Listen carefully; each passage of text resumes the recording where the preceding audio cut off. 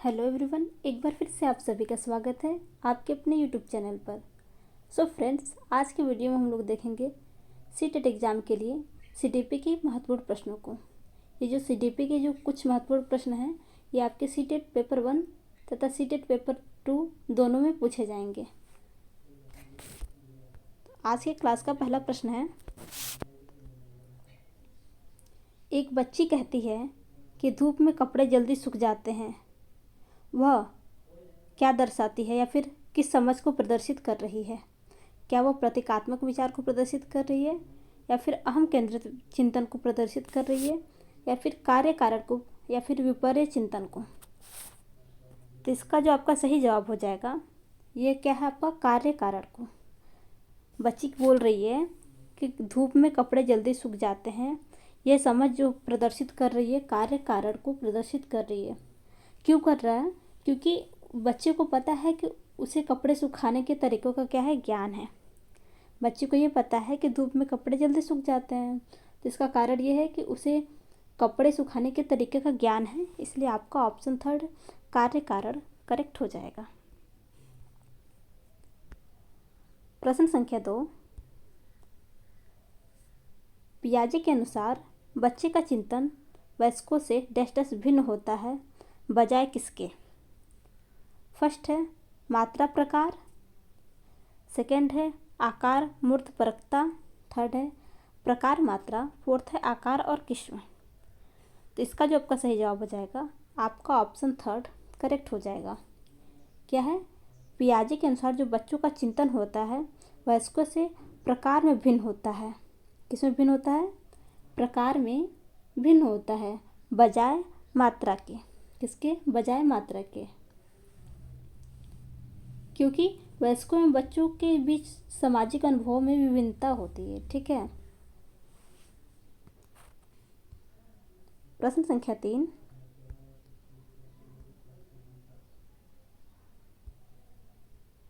निम्नलिखित में से कौन सा एक आधारभूत सहायता का उदाहरण है? निम्नलिखित में से कौन सा एक आधारभूत सहायता का उदाहरण है? फर्स्ट है अनुबोधन और संकेत देना तथा नाजुक स्थितियों पर प्रश्न पूछना। सेकेंड है विद्यार्थी को प्रेरित करने वाले भाषण देना। थर्ड है प्रश्न पूछने को बढ़ावा दिए बिना स्पष्टीकरण देना। बिल्कुल गलत। मूर्त और अमूर्त दोनों प्रकार के उपहार देना। अच्छा, तो इसका जो आपका सही जवाब हो जाएगा, आपका ऑप्शन फर्स्ट करेक्ट हो जाएगा। क्योंकि कह रहा कौन सा एक आधारभूत सहायता का उदाहरण है, तो बच्चों को अनुबोधन और संकेत देंगे। ठीक है, तथा नाजुक परिस्थितियों में प्रश्न पूछना। बच्चे को जब अनुबोधन और संकेत देंगे तो बच्चे को क्या है, मदद मिलती है। ठीक है, तो बच्चा क्या है, उसे हम लोग इसे बोलते हैं आधारभूत सहायता देना, सहायता का उदाहरण है। ठीक है, तो आपका ऑप्शन फर्स्ट करेक्ट हो जाएगा। अब बच्चे को कोई परेशानी है या फिर कोई मान लीजिए चैप्टर है, उसे समझ नहीं आ रहा है, तो क्या हम उसे प्रेरित करने वाले भाषण देंगे तो क्या उससे उसकी वो समस्याएं सॉल्व हो जाएंगी? नहीं होंगी ना। थर्ड है प्रश्न पूछने को बढ़ावा देना, वो भी बिना स्पष्टीकरण के, तो ये भी गलत है। बच्चे को समस्या या परेशानी है या उसे सहायता की ज़रूरत है, तो क्या उसे मूर्त या अमूर्त उपहार देने से ये समस्या सॉल्व हो जाएगी? नहीं। तो आपका ऑप्शन फर्स्ट करेक्ट हो जाएगा। प्रश्न संख्या 4,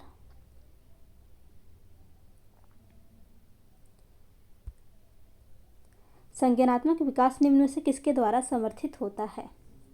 संज्ञानात्मक विकास निम्न में से किसके द्वारा समर्थित होता है? फर्स्ट है जितना संभव हो सके उतनी आवृत्ति से संगत और सुनियोजित परीक्षा का आयोजन करना।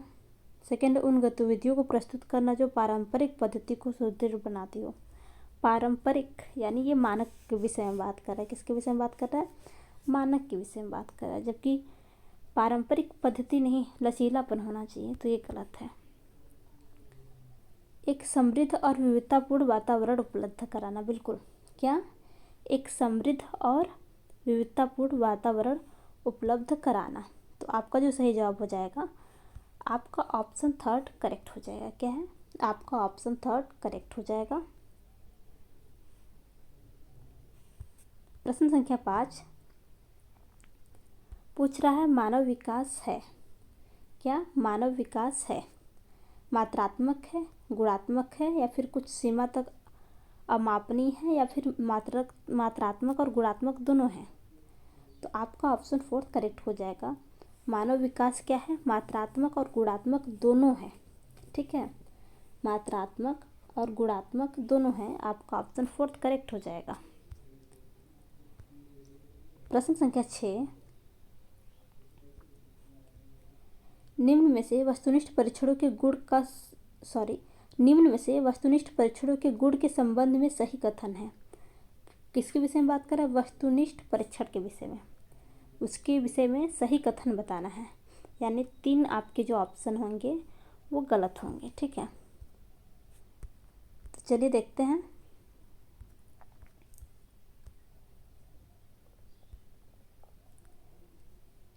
फर्स्ट है, इनका अंकन शीघ्रता एवं सुगमता से किया जा सकता है। सेकेंड है, ये परीक्षकों के व्यक्तिगत प्रभाव से प्रभावित नहीं होते। अच्छा, क्या बोल रहा है? व्यक्तिगत प्रभाव से प्रभावित नहीं होते हैं। थर्ड है,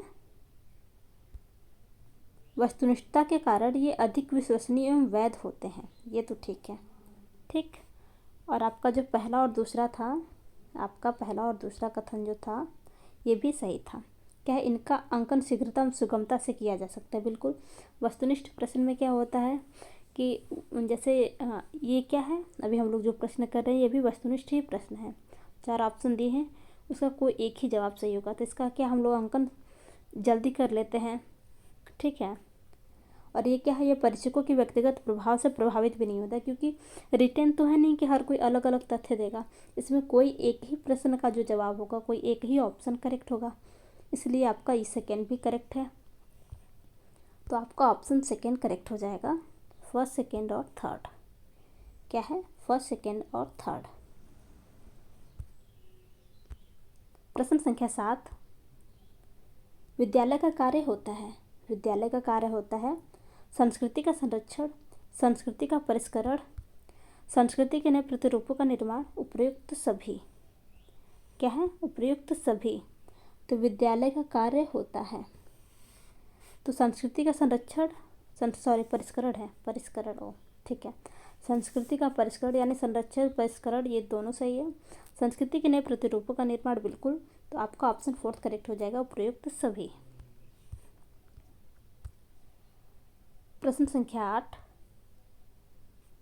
प्राथमिक स्तर पर एक शिक्षक निम्न में से किसी सबसे महत्वपूर्ण विशेषता मानना चाहिए। प्राथमिक स्तर पर एक शिक्षक में निम्न में से किसी सबसे महत्वपूर्ण विशेषता मानना चाहिए। शिक्षक में बात कर रहा है। क्या? पढ़ाने की उत्सुकता, धैर्य और दृढ़ता, शिक्षण पद्धतियों और विषयों में दक्षता, अति मानक भाषा में दक्षता। तो ये तो ऐसे ही गलत हो गया, अति मानक भाषा में दक्षता। ठीक है, तो क्या है, आपके वैसे तो सभी जवाब सही है, मतलब, लेकिन सब पूछ रहा है सबसे महत्वपूर्ण विशेषता के बारे में। तो वो होता है, क्या होता है? शिक्षक में धैर्यता और दृढ़ता बहुत ज़्यादा ज़रूरी है, यानी सबसे महत्वपूर्ण जो होता है यही होता है। तो आपका ऑप्शन सेकेंड करेक्ट हो जाएगा। प्रश्न संख्या 9, वह अवस्था जब बच्चा तार्किक रूप से वस्तुओं व घटनाओं के विषय में चिंतन प्रारंभ करता है। वह अवस्था जब बच्चा तार्किक रूप से वस्तुओं व घटनाओं के विषय में चिंतन प्रारंभ करता है, बताना यह किस अवस्था में होता है। क्या? संवेदिक प्रेरक, या फिर औपचारिक संक्रियात्मक, या फिर पूर्व संक्रियात्मक, या फिर मूर्त संक्रियात्मक अवस्था। तो आपका जो सही जवाब हो जाएगा, आपका ऑप्शन 4, मूर्त संक्रियात्मक अवस्था। क्या है? मूर्त संक्रियात्मक अवस्था। मूर्त संक्रियात्मक अवस्था में जब बच्चा होता है तो तार्किक रूप से वस्तुओं व घटनाओं के विषय में क्या है? चिंतन प्रारंभ कर देता है।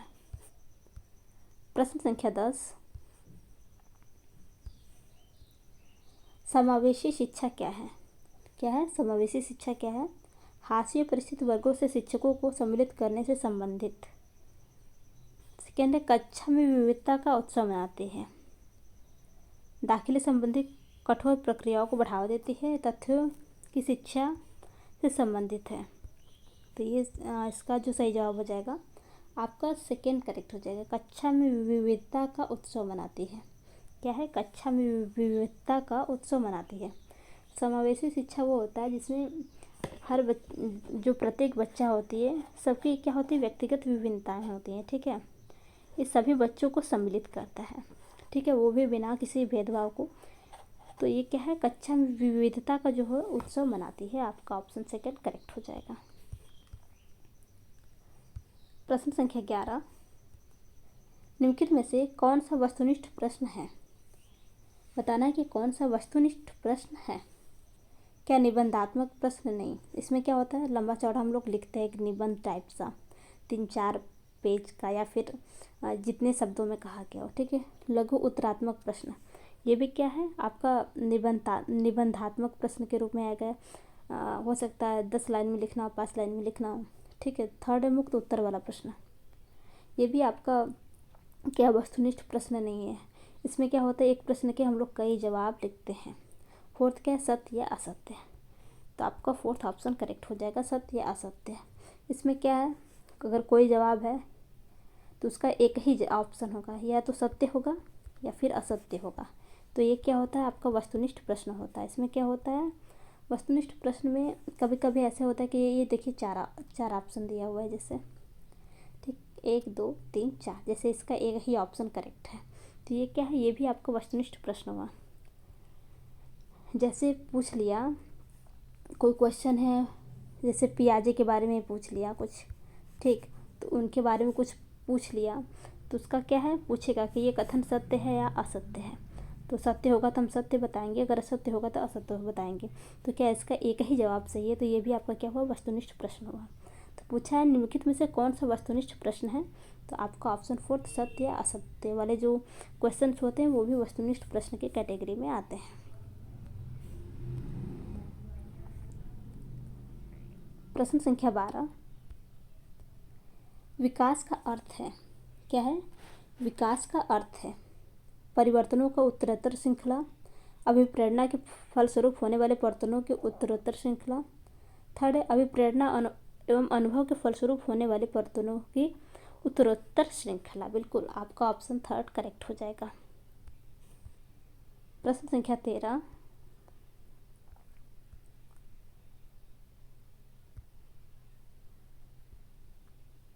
विकास के संदर्भ में निम्न में से कौन सा कथन सत्य नहीं है, यानी कौन सा कथन सत्य नहीं, यानी 3 कथन तो आपके सत्य होंगे, एक जो होगा वो आपका सत्य नहीं होगा, वो बताना है कि विकास के संबंध में कौन सा कथन सत्य नहीं है। फर्स्ट है आपका, विकास की प्रत्येक अवस्था अपने खतरे हैं। विकास की प्रत्येक अवस्था में अपने खतरे हैं। बिल्कुल, ये क्या है, सत्य है। सेकेंड है, विकास उकसाने या बढ़ावा देने से नहीं होता।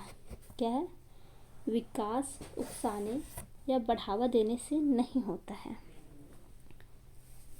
थर्ड है, विकास सांस्कृतिक परिवर्तनों से प्रभावित होता है। बिल्कुल होता है। विकास की प्रत्येक अवस्था की अपनी विशेषता होती है। बिल्कुल, जैसे बच्चा बाल्यावस्था में हो, किशोरावस्था में हो, तो ये क्या है, बच्चे की विकास की प्रत्येक अपनी अवस्था की क्या होती है, विशेषता होती है या फिर परिवर्तन होते हैं। ये सभी सही है। जो आपका इसका राइट आंसर हो जाएगा, या फिर जो आपका विकास के संदर्भ में जो कथन सत्य नहीं है, वो आपका ऑप्शन सेकेंड है। विकास क्या है, उकसाने या बढ़ावा देने से नहीं होता है, तो आपका ऑप्शन सेकेंड करेक्ट हो जाएगा।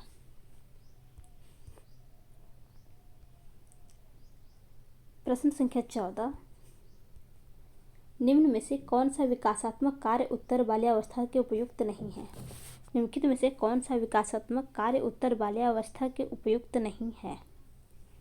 फर्स्ट है सामान्य खेलों के लिए आवश्यक शारीरिक कुशलताएं सीखना, ये तो आपका सही है, पूछा है, बाल्यावस्था के उपयुक्त नहीं है। सेकेंड है पुरुषोचित या स्त्रियोचित भूमिकाओं को प्राप्त करना। बिल्कुल, आपका ऑप्शन सेकेंड करेक्ट हो जाएगा। प्रश्न संख्या 15, एक शिक्षक विद्यार्थियों में सामाजिक मूल्यों को विकसित कर सकता है।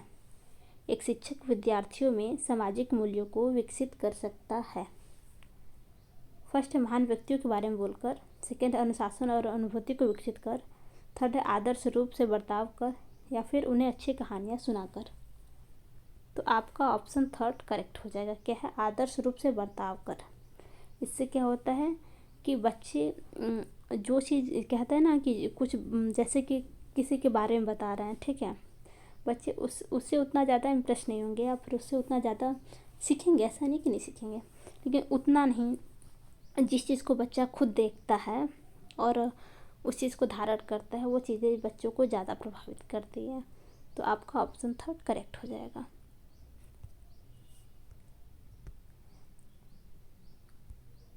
प्रश्न संख्या 16, एक शिक्षक के लिए सबसे महत्वपूर्ण क्या है? क्या कक्षा में अनुशासन बनाए रखना? महत्वपूर्ण तो है, लेकिन पूछ रहा है सबसे महत्वपूर्ण। सेकेंड है कक्षा में समयानुवर्ती होना, ठीक है। थर्ड है विद्यार्थियों की कठिनाइयों को दूर करना, एक सुव्यक्ता होना। वैसे सभी विशेषताएं सही है, लेकिन सबसे जो महत्वपूर्ण होता है हमें क्या, बच्चों की कठिनाइयों को दूर करना। ये क्या होता है? सबसे महत्वपूर्ण होता है एक शिक्षक के लिए। तो आपका ऑप्शन थर्ड करेक्ट हो जाएगा। प्रश्न संख्या 17,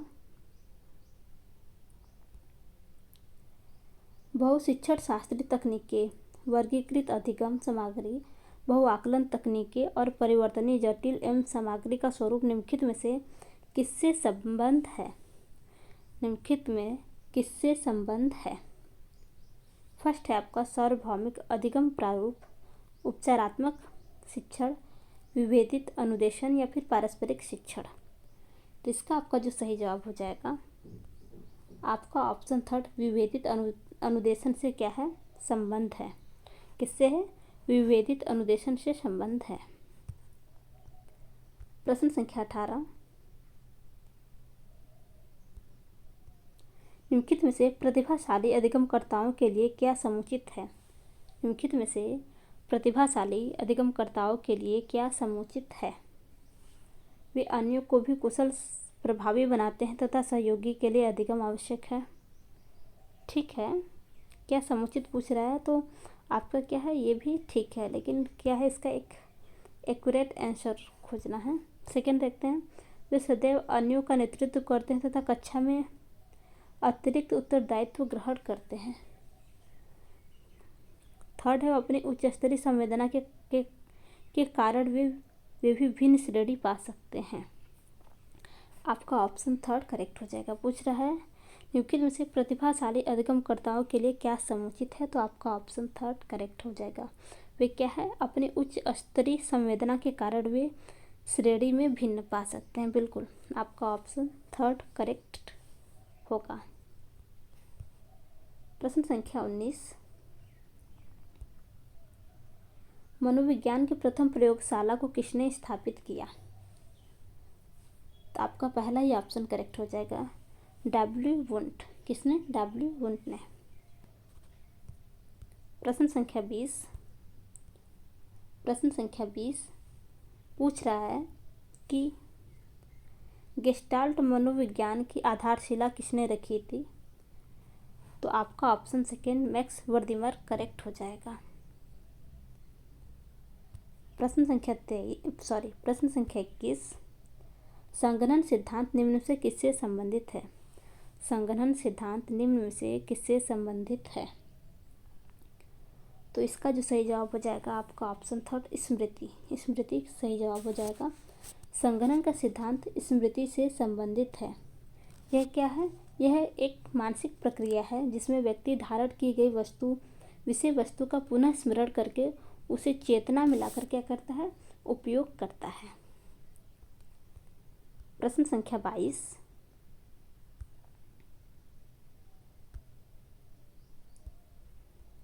कक्षा में विद्यार्थियों को अधिगम के लिए प्रेरित करने हेतु किस युक्ति का अनुप्रयोग आप नहीं करते हैं? कक्षा में विद्यार्थियों को अधिगम के लिए प्रेरित करने हेतु कौन सी युक्ति का प्रयोग नहीं करते हैं? फर्स्ट है छात्रों में स्वास्थ्य प्रतिस्पर्धा स्थापित करना। क्या है? छात्रों में स्वास्थ्य प्रतिस्पर्धा स्थापित करना। उन्हें आत्मगौरव अनुभूति कराना, इसे तो हम लोग करते हैं। छात्रों में स्वास्थ्य प्रतिस्पर्धा भी स्थापित करते हैं। उनकी अत्यधिक प्रशंसा करना, ये आपका सही जवाब हो जाएगा। क्या नहीं करना है? उनकी प्रशंसा करनी है, अत्यधिक प्रशंसा नहीं करनी है। क्या है?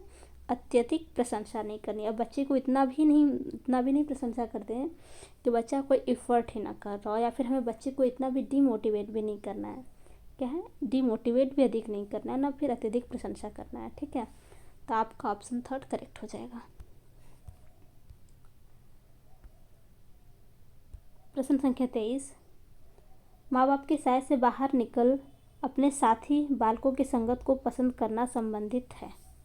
ये बताना है कि ये विशेषता किस अवस्था की है। यह विशेषता किस अवस्था की है? तो ये जो आपकी विशेषता है ये आपकी पूर्व किशोरावस्था से संबंधित है। किससे? पूर्व किशोरावस्था से संबंधित है। प्रश्न संख्या 24, सीखने का प्राथमिक मूलभूत नियम संबंधित है। सीखने का प्राथमिक मूलभूत नियम संबंधित है। फर्स्ट है अभ्यास कार्य से, सेकंड है परिणाम की अपेक्षा से, थर्ड प्रशंसा से, या फिर तत्परता से। तो आपका ऑप्शन 4 करेक्ट हो जाएगा, तत्परता से। प्रश्न संख्या 25, मानसिक परिपक्वता की ऊंचाइयों को छूने के लिए प्रयत्नरत रहना संबंधित है। किससे? किशोरावस्था से संबंधित है, या फिर प्रौढ़ावस्था से, या फिर पूर्व बाल्यावस्था से, या फिर उत्तर बाल्यावस्था से। तो इसका आप सही जवाब समझ गए होंगे कि ये जो है आपका क्या है, किशोरावस्था से संबंधित है। प्रश्न संख्या 26,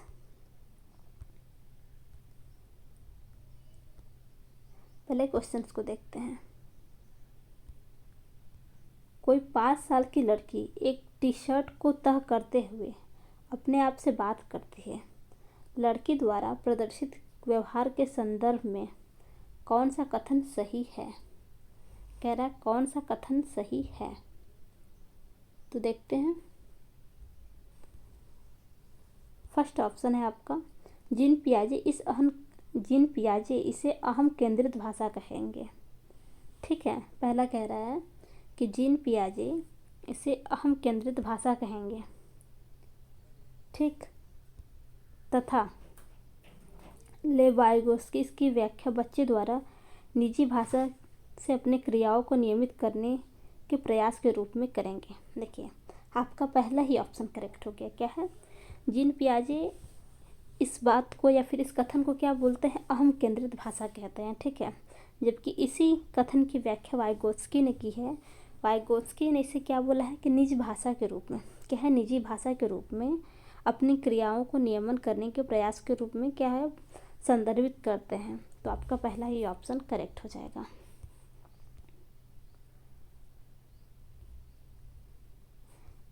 एक चीज़ और, ये क्वेश्चन क्या है आपका? इम्पॉर्टेंट क्वेश्चन है। क्या है? इम्पॉर्टेंट क्वेश्चन है। ऐसा ही प्रश्न क्या होता है कि कई बार घुमा घुमा कर पूछ लेता है। प्रश्न संख्या 27, निम्नलिखित में से कौन सा अधिगम का क्षेत्र नहीं है? निम्नलिखित में से कौन सा अधिगम का क्षेत्र नहीं है?